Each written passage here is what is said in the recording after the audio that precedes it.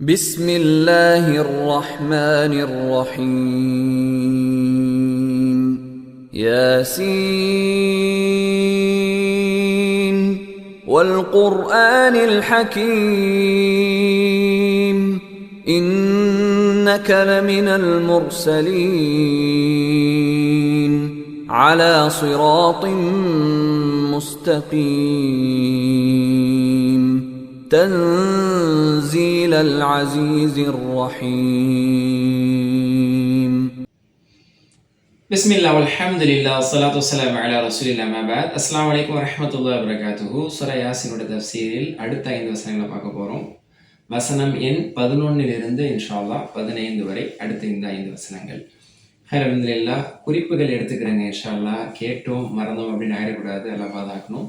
அதனால கேட்டோம், குறிப்பெடுத்தோம், பதிவு செய்தோம், மனதிலும் பதிய வைத்தோம் அப்படிங்கிற ரீதியில் என்றைக்குமே எதையுமே நம்ம குறிப்பெடுத்து படிக்கணும்.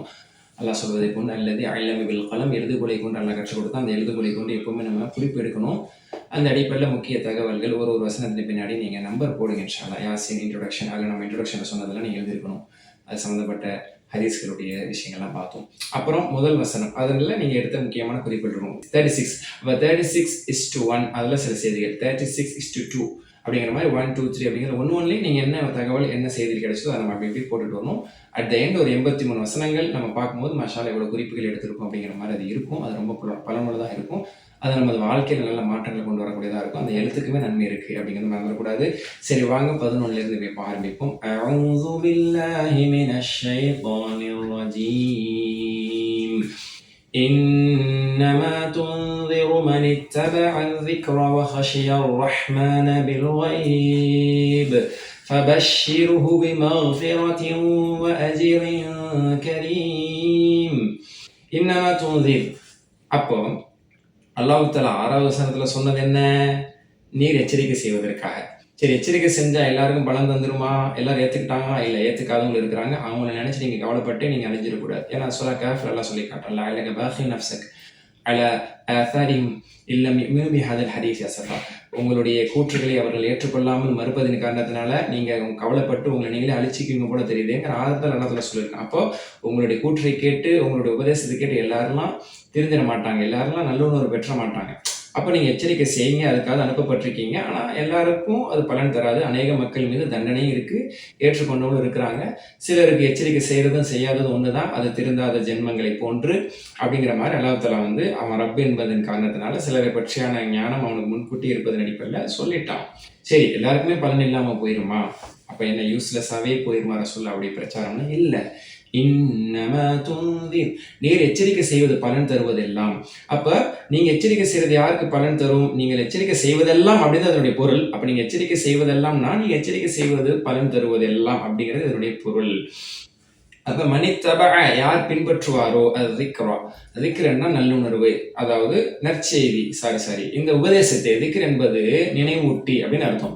இந்த நினைவூட்டல்கள், அல்லாஹ்வின் தரப்பிலிருந்து வரக்கூடிய நினைவூட்டல்கள், அல்லாஹ்வின் தூதரின் தரப்பிலிருந்து வரக்கூடிய எச்சரிக்கைகள், நினைவூட்டல்கள். இந்த நினைவூட்டல்களை, இந்த ரிமைண்டர்ஸை குர்ஆன் மூலமாக, சுன்னா மூலமாக, தாவா மூலமாக வரக்கூடிய இந்த ரிமைண்டர்ஸை யார் பின்தொடர்கிறார்களோ, அதை பின்பற்றுகிறார்களோ, அதை காது கொடுத்து கேட்டு அதை ஃபாலோ பண்றாங்களோ, வஹஷிய ரஹ்மான், அர் ரஹ்மான் ஆகிய அல்லாஹ்வை யார் அஞ்சுகிறார்களோ, பில்கை மறைவிலும், அல்லாஹ்வை பார்க்கல, அல்லாஹ்வுடைய வானவர்களை பார்க்கல, அல்லாஹ்வுடைய தண்டனை இன்னும் பார்க்கல, மறுமையை பார்க்கல, சுரநரகத்தை இன்னும் பார்க்காம கேட்டதை வச்சு, மறைவானதை வச்சு அல்லாஹ் நாங்க பயப்படுறோம், அந்த மறுமையை நாங்க பயப்படுறோம் யாரெல்லாம் பயப்படுறாங்களோ, மறைவில் இருந்து கொண்டே இன்விசிபிளான இந்த விஷயத்தின் மீது நம்பிக்கை மட்டும் கொண்டது நடிப்பில்லை, யார் அர் ரஹ்மானை அஞ்சுகிறார்களோ, நல்லுணர்வுகளை யார் பின்தொடர்கிறார்களோ அவர்களுக்குத்தான் உமது எச்சரிக்கை, உமது உபதேசம் பலன் தரும். ஃபபஷிர்ஹு, அவர்களுக்கு நற்செய்தி சொல்கிறார். நீர் வெறும் நதீர் மட்டுமல்ல, நீர் பஷீரும் கூட. முதல்ல நெருப்புல உள்ள போறவங்களுக்கு வார்னிங் தான் கொடுப்போம். விழுந்துடாதீங்க, கவனம், பள்ளத்துல விழுந்துடாதீங்க, நெருப்புல விழுந்துடாதீங்க. முதல்ல நம்ம கத்தி சத்தம் போட்டு அவங்களை எச்சரிக்கை தான் செய்வோம், இந்த பக்கம் வாங்க அப்படின்னு சொல்லி. அதுக்கப்புறம் நற்செய்தியும் சொல்லுவோம். அந்த மாதிரி வழிகேட்டில் விளிம்பில் இருந்தவர்கள், நரகத்தின் விளிம்பில் இருந்தவர்களுக்கு நீங்க எச்சரிக்கை செஞ்சீங்க. எல்லாருக்கும் பலன் தரல, ஆனா பலன் தரக்கூடியவங்க, காது கொடுத்து கேட்டவங்க, எச்சரிக்கை பின்பற்றினவங்க இருக்காங்கல்ல, அவங்கள கூப்பிடுங்க. ஃபபஷிருஹு, அவர்களுக்கு நற்செய்தி சொல்வீராக. எதை கொண்டு போய் மக்ஃபிரா, அவங்க எவ்வளவு பாவம் வாழ்க்கையில் செஞ்சிருந்தா மன்னிப்பு உண்டு, அல்லாஹ் அவங்கள மன்னிப்பான். அஜ்ரின் கரீம், சங்கையான கண்ணியமான சங்கையான கூலி அவர்களுக்கு இருக்கு என்று நபி அவர்களுக்கு நீர் நற்செய்தியும் சொல்வீராக அப்படின்னு அல்லாஹ் சொல்றான். மாஷா அல்லாஹ். இந்த பாவ மன்னிப்பு வாக்களிக்கப்பட்ட, அழகான கூலி வாக்களிக்கப்பட்ட, நற்செய்தி சொல்லப்பட்ட நற்பாக்கியசாலிகளில் அல்லாஹ் நம்மை உங்களை என்னையும் ஆக்கிரல் பெறுவான. ஆமீன். இதன் விளக்கத்தில் என்ன சொல்றாங்க? மக்ஃபிரானா, தாங்கள் செய்த எல்லா பாவத்தையும் நினைத்து யார் வருந்துறாங்களோ அவங்களுக்கு பாவ மன்னிப்பு உண்டு என்றும், அஜ்ரின் கரீம் என்பது சொர்க்கம், ஜலானி ரஹிமஹுல்லாஹ் சொல்லும்போது உன்னத சொர்க்கம் என்பது அதனுடைய இது. அப்ப அதை கொண்டும் நபியை நீர் நற்செய்தி சொல்லுங்க. அல்லாஹ் தஆலா அந்த ஆறுதலான வார்த்தையையும் சுப செய்தியும் இங்க அல்லாஹ் தஆலா தர்றான். அடுத்த வசனம், இதுவும் ஒரு அழகான வசனம். இன்னா நஹ்னு நுஹ்யில் மௌதா, நிச்சயமாக நாம், அல்லாஹ்வுடைய பவரை சொல்றான். அதாவது எப்படியாப்பட்ட இறைவன் நீங்க மறுக்கிறீங்க, கவனிச்சுக்கிறீங்க. இன்னா நிச்சயமாக நாம், நஹ்னு நாமே, நிச்சயமாக நாமே, விர்லி ஷுவர்லி வி, நாம் தான், நஹ்னு நுஹ்யி உயிர் கொடுத்து எழுப்புவோம், அல் மௌத்தா இறந்தவர்களே. உங்களுடைய எண்ணம்லாம் என்ன? பிறந்துட்டோம், வாழ்றோம், ஆடுற ஆட்டம் ஆடணும், பாடுற பாட்டு பாடணும், ஆடணும் பாடணும், என்ஜாய் பண்ணணும், செத்து போயிடணும், மண்ணோட மண்ணா மக்கி போயிடுவோம், அதுக்கப்புறம் ஒன்றும் கிடையாதுன்னு நினைக்கிறீங்க. அப்படி அல்ல, ஒரு வாழ்வு உண்டு. இன்னா நஹ்னு நுஹ்யில் மௌத்தா, இறந்து மண்ணோட மண்ணா மக்கி போனவர்கள் உயிர் கொடுத்து எழுத்து நிப்பாட்டுவோம். இன்னா நஹ்னு நிச்சயமா நாமே, நுஹ்யில் மௌத்தா இறந்தவர்கள் உயிர் கொடுத்து எழுப்புவோம். வனக்துபு நாம் பதிவு செய்கிறோம், எழுதுகிறோம். மா கத்தமு அவர்கள் முற்படுத்தியது எல்லாம் எழுதி வைத்திருக்கிறோம். வ ஆசாரஹும் அவர்களுடைய சோடுகளையும், அவர்களுடைய பாதடி சோடுகளையும் நாம் பதிவு செய்கிறோம். அவர்கள் முற்படுத்தி அவர்கள் செயல்பாடுகளையும் நாம் பதிவு செய்து வைத்திருக்கிறோம். وَكُلَّ شَيْءٍ أَحْصَيْنَاهُ فِي إِمَامٍ مُبِينٍ. وَكُلَّ شَيْءٍ ஒவ்வொன்றையும், அஹ்ஸைனாஹு அஹ்ஸா என்றால் பாதுகாப்பது, பதிவு செய்து பாதுகாத்து வைத்திருக்கிறோம். ஃபி இமாமின் முபீன் என்று அல்லாஹ் தஆலா சொல்றான். ஒரு தெளிவான பதிவேட்டில் நாம் பதிவு செய்திருக்கிறோம் என்று அல்லாஹ் தஆலா சொல்றான். இதுக்கு ரொம்ப அழகான நீண்ட விளக்கங்களும் இருக்கு. ஓரளவுக்கு சுருக்கமான இன்ஷா அல்லாஹ் பார்ப்போம். அதாவது இறந்தவர்களை உயிர் பிடித்து நாம் எழுப்போம். அப்ப இறந்து வாழ்க்கை முடிய போறது இல்லை அப்படிங்கிற அல்லாஹ் தஆலா சொல்லிட்டான். நீ செத்ததோட முடிஞ்சு நினைக்காத, அதுக்கப்புறம் தான் உனக்கு ஒரு வாழ்க்கை இருக்கு, உன்னை உயிர் கொடுத்து எழுப்பி கேட்பேன். ஓகேயா? அப்போ விட்டுரும் மாட்டேன். நத்துக்கு நம்ம எல்லாம் எழுதி பதிவு வச்சிருக்கோம். தேர் இஸ் ரெக்கார்ட், எல்லாத்துக்கான ரெக்கார்டு இருக்கு. பத்தம் அவர்கள் எதை முற்படுத்தினார்கள் அப்படின்னா, அவங்களோட ஹயாத்துல, அவர்கள் வாழும் காலத்தில் நன்மையிலும் தீமையிலும் எதை முற்படுத்தினார்கள் அதெல்லாம் பதிவு செஞ்சிருக்கோம். ஈமான் கொண்டவர்கள் எது நன்மைகள் எல்லாம் செஞ்சிருக்காங்களோ அதையும் நம்ம பதிவு செஞ்சிருக்கோம். பாவியில் என்ன தவறுகள் எல்லாம் செய்தார்களோ அதையும் நம்ம பதிவு செஞ்சு வச்சிருக்கிறோம். எல்லாமே எழுதப்பட்டிருக்கு, ரெக்கார்டட்ல, அது ரெக்கார்டடா ரெஜிஸ்டர்டா இருக்கு. ஆசாரஹும், ஆசார்னா அவர்களுடைய சுவடுகள்லாம் என்ன? இதனுடைய விளக்கத்துல மாஷால் என்ன அழகான விளக்கம் சொல்றாங்கன்னா, அவங்க ஹயாத்துல என்ன நல்லது கெட்டது செஞ்சாங்களோ அதுவும் பதிவாயிருச்சு, அது கிதாபால வந்துருச்சு. நக்துபு எழுதிட்டோம். ஆசாரஹும் அப்படின்னு அவங்களுடைய சுவடுகள்னா அவர்களுக்கு பின்னாடி உள்ளது. அப்ப அவங்க இறந்ததுக்கு பிறகு அவங்களுக்கு சென்று சேரக்கூடியதாக எதெல்லாம் செஞ்சு வச்சுட்டு போனாங்களோ, நல்லதோ கெட்டதோ, நல்லது செஞ்சாங்கன்னா அது அவர்களுடைய சுவடுகளாக அவர்களுக்கு வந்துகிட்டே இருக்கும். கெட்டதுக்கு முன்னுதாரணமா இருந்துட்டு தவறான செயல்பாடுகளுக்கு அவங்க வழிகாட்டிட்டு போயிருந்தாங்கன்னா அவங்க இறந்த பிறகு அதனுடைய பங்கு அவங்களுக்கு வந்துகிட்டே இருக்கும். அதான் இதனுடைய விளக்கம். மாஷா அல்லாஹ்.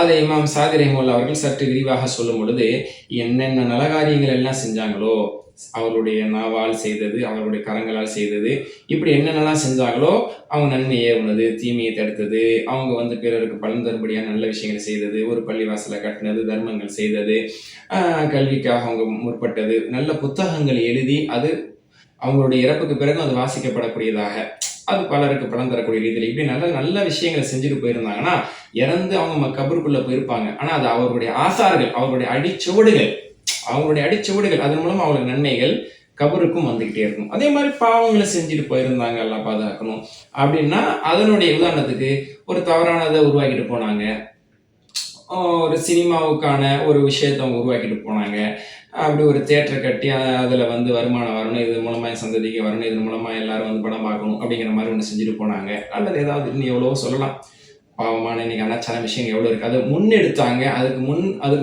அதுக்கு முன்னோடியாக இருந்தாங்க, அதுக்கு அவங்க வித்திட்டாங்க. இந்த மாதிரி எத்தனையோ பாவம் செய்யறதுக்கான வழிகாட்டுதலையும் குறுக்கு வழியை கற்றுக் கொடுத்துட்டு போனாங்க. இந்த மாதிரி அனாச்சாரங்களுக்கும் பாவங்களுக்கும் ஒருத்தர் வழிகாட்டியா இருந்து செஞ்சுட்டு போனாருன்னா, அவர் இறந்த பிறகும் அதை பின்பற்றி கொண்டிருக்கக்கூடிய காலம் எல்லாம் அவர்களுக்கு பாவம் உண்டு. எப்படி உலகத்தில் நடக்கக்கூடிய அனைத்து கொலைகளுக்கும் முதல்ல கொலை செஞ்ச காபிலுக்கு அதுல ஒரு பங்கு இருக்குன்னு ரசூலா சொன்னாங்கல்ல. ஏன்னா கொலை அவர் தான் முதல்ல அறிமுகப்படுத்தினார். அந்த மாதிரி இதை புரிஞ்சுக்கணும். மன் சன்ன சுன்னத்தன் ஹசனத்தன், யார் ஒரு நல்ல வழிமுறையை இஸ்லாத்தில் நடைமுறைப்படுத்துவார், ஃபலஹு அஜ்ருஹா வ அஜ்ரு மன் அமில பிஹா இலா யௌமில் கியாமா.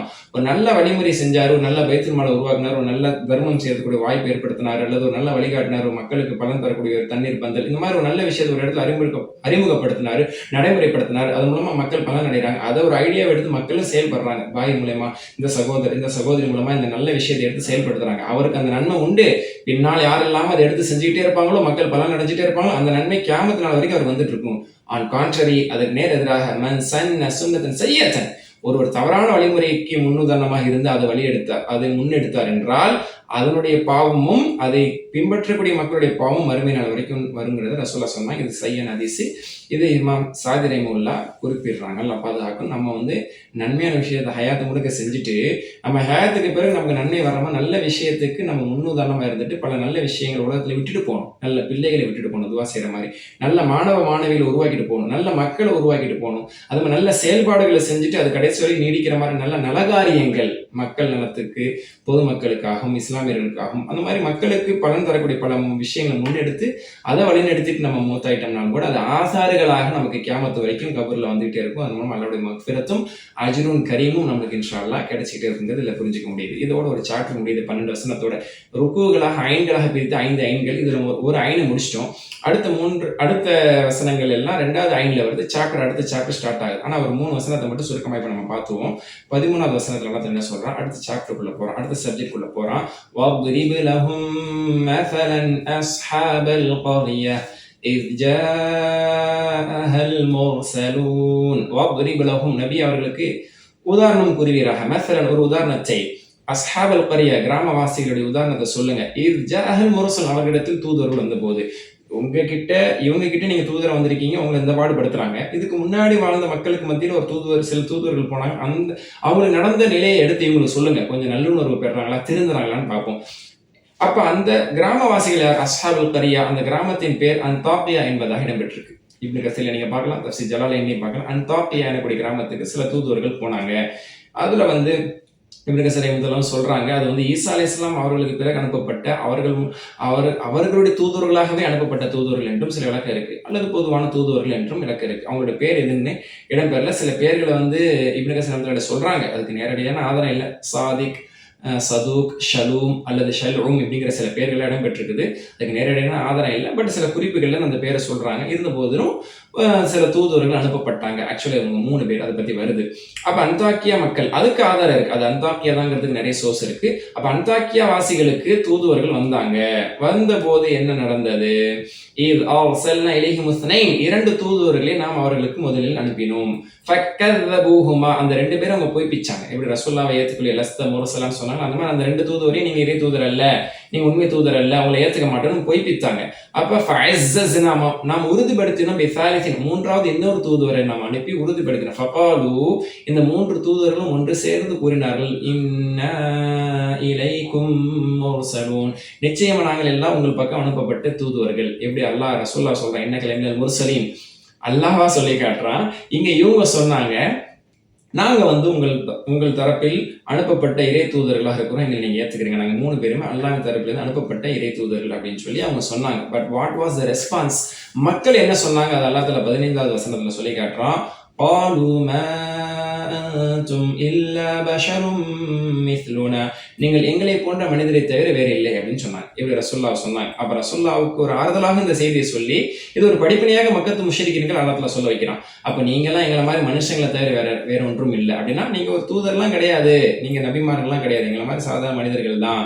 ரஹ்மான் அர்-ரஹ்மான் ஆகிய அல்லாஹ் உங்கள் மீது இறக்கவில்லை மின் ஷைன், எதையும். அப்படின்னா தூது செய்தியை அல்லது வஹி செய்தியை எல்லாம் உங்களுக்கு இறக்கல, நீங்க இறை தூதர்கள்லாம் கிடையாது. இன் அன்தும் இல்லா தக்திபூன், நீங்கள் போய் தான் சொல்கிறீர்கள், நபிமார்கள் என்று நீங்க போய் சொல்றீங்கன்னு சொல்லி அவர்கள் மறுத்தார்கள், ஏற்றுக்கொள்ள விரும்பவில்லை. அப்ப இப்படிதான் முன்னால் வாழ்ந்த பல நபிமார்கள் மறுக்கப்பட்டிருக்கிறார்கள் அப்படிங்கிற செய்தி அல்லாஹ் தந்து, ஆனா அதனுடைய விளைவு என்ன ஆனிச்சுங்கிறத அடுத்தடுத்த வசனத்துல அல்லாஹ் சொல்லி காட்டுறோம். அதை நம்ம இன்ஷா அல்லாஹ் அடுத்த அமர்வுகள்ல பார்ப்போம். அப்ப இது வரைக்கும் வந்த செய்தி என்னன்னா, 2 தூதுவர்களை அனுப்பி அவங்களை மறுத்ததுக்கு பிறகு 3வது ஒரு தூதர் அனுப்பி அல்லாஹ் வலு சேர்த்தான். ஆனாலும் எல்லா 3 தூதர்களையும் ஒன்று சேர்த்து அவங்க என்ன சொன்னாங்க, நீங்க நபிமார்கள் அல்ல என்று அவர்கள் பொய்ப்பித்தார்கள். இதுதான் சம்பவம். இதன் தொடர்ச்சி இன்ஷா அல்லாஹ் அடுத்து பார்ப்போம். சுப்ஹானல்லாஹி பிஹம்திக் அஷ்ஹது அல்லா இலாஹா இல்லா அன்த அஸ்தக்ஃபிருக வ அத்தூபு இலைக். அஸ்ஸலாமு அலைக்கும் வரஹ்மத்துல்லாஹி வ பரகாத்துஹு. بسم الله الرحمن الرحيم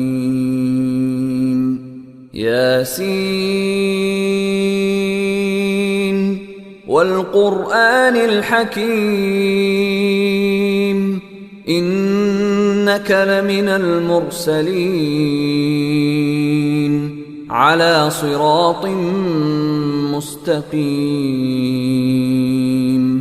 تنزيل العزيز الرحيم